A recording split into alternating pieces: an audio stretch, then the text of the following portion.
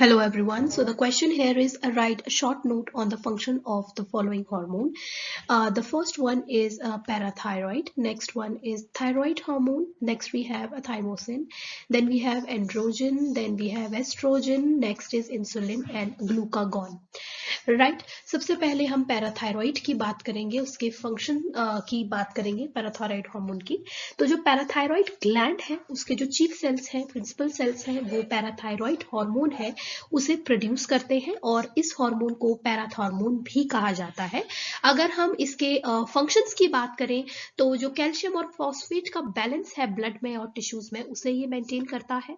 वहीं ये calcium reabsorption भी करता है इंटेस्टाइन में और नेफ्रॉन्स ऑफ द किडनी में। और अगर हमारे ब्लड में जो कैल्शियम लेवल है वो ड्रॉप हो जाता है तो उस केस में ये रीअब्जॉर्प्शन ऑफ कैल्शियम भी करता है हड्डियों से, okay, from the bones. Right, next we have a thyroid hormone. So दो थायराइड जो ग्लैंड है वो थायराइड हार्मोन सिक्रीट करती है और जो दोनों ही हार्मोन्स है T4 और T3 जो दोनों ही है वो थायराइड ग्लैंड के थ्रू सिक्रीट होते हैं। अगर हम इनके फंक्शन की बात करें तो कार्बोहाइड्रेट्स, प्रोटीन और फैट्स का मेटाबॉलिज्म जो है वो ये कंट्रोल करता है और वही बेसल मेटाबॉलिक रेट जो है उसको रेगुलेट करने में भी एक बहुत इंपॉर्टेंट रोल ये प्ले करता है।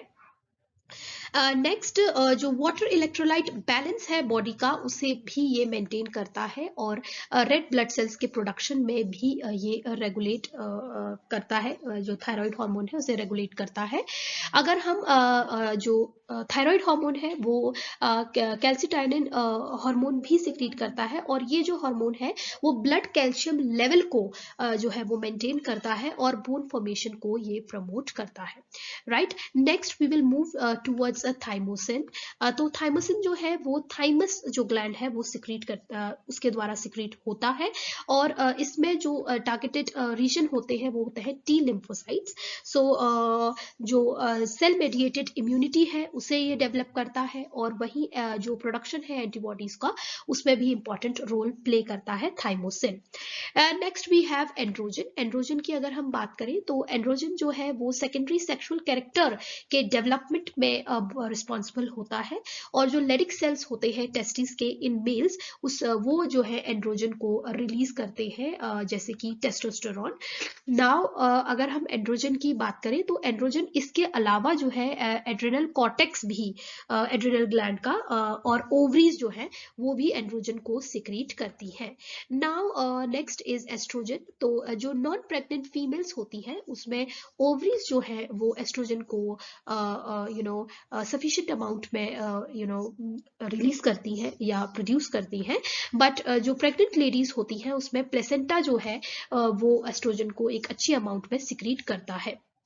तीन तरह के एस्ट्रोजन होते हैं, beta oestradiol, then we have oestrone and the last one is oestriol. तो जो मोस्ट एक्टिव है और प्रिंसिपल एस्ट्रोजन है जो कि ओवरीज प्रोड्यूस करती है वो है बीटा एस्ट्राडायोल। अगर हम इसके रोल की बात करें तो ये ओवेरियन फॉलिकल और ब्रेस्ट के डेवलपमेंट और ग्रोथ में इंपॉर्टेंट रोल प्ले करता है। वहीं सेकेंडरी सेक्सुअल कैरेक्टर्स हैं जैसे कि हाई पिच जो है वॉइस की उसे भी उसके डेवलपमेंट में भी जो एस्ट्रोजन है वो एक रिस्पॉन्सिबल है। नाउ इसके अलावा जो एस्ट्रोजन है वो इनहिबिट करता है ऑस्टियोकास्टिक एक्टिविटी और स्टिमुलेट करता है बोन ग्रोथ को। और osteoporosis in menopause women is because of reduced oestrogen level. तो जब मेनोपॉज आता है वुमेन में तो उस टाइम पे भी हम एस्ट्रोजन लेवल जो है वो काफी रिड्यूस हो जाता है, उस वजह से मेनोपॉज होता है। नेक्स्ट अगर हम इसके फंक्शन को देखें और फंक्शंस को देखें एस्ट्रोजन के तो जो स्किन टेक्सचर है फीमेल्स में और उनमें जो फीमेल सेक्सुअल कैरेक्टर्स आते हैं या बिहेवियर्स आते हैं वो भी एस्ट्रोजन की ही वजह से आते हैं।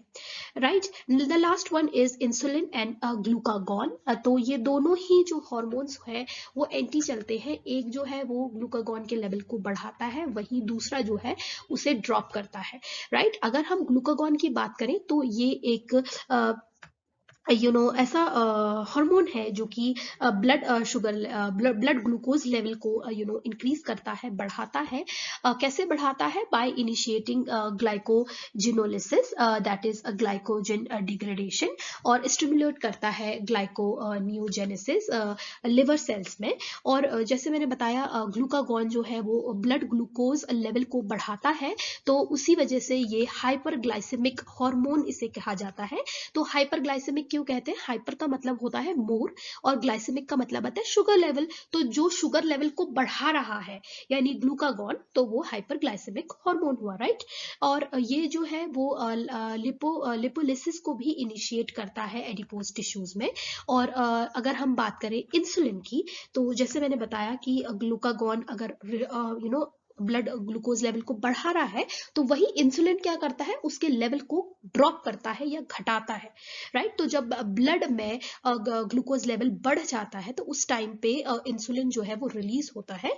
तो इसी वजह से यहाँ पे ब्लड ग्लूकोज लेवल जो है वो ड्रॉप होता है बॉडी में, राइट। तो अगर डिफरेंट डिफरेंट वेज में ये प्रोसेस होती है लोअर ब्लड शुगर की। जैसे कि जो ग्लूकोज का जो अपटेक है, वो सेल्स के द्वारा, बॉडी में सेल्स के द्वारा ग्लूकोज का अपटेक हो जाता है, या फिर ग्लाइकोजेनेसिस जो है वो इनिशिएट हो जाती है लिवर और मसल्स में। तो उस वजह से, उस तरीके से जो ग्लूकोज लेवल है वो कम हो जाता है। नाउ इसके अलावा it also initiate lipogenesis, that is the synthesis of lipid and fat stored in the fat of adipose tissues and inhibit glyconeogenesis.